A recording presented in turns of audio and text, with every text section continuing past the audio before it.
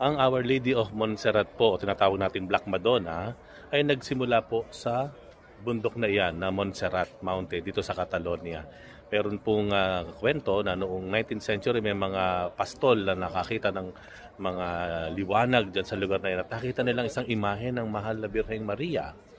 At ito ay minsang sinubukang ilayo pero ayaw pong mawala o ayaw matanggal o ayaw magalaw yung San Montserrat, yung imahe na yon. Hanggang ito po ay sumunod ng mga pangyayari, dumami po ang debosyon dito sa Our Lady of Montserrat.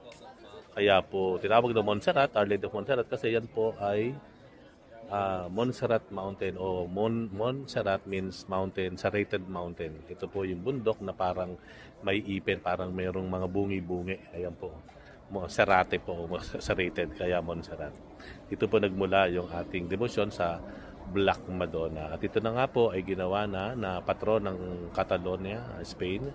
At ginawa pong isa sa pangunahing pilgrim site mula nung panahon na iyon hanggang ngayon. Kaya akit po tayo dyan in a while. More to share. God bless.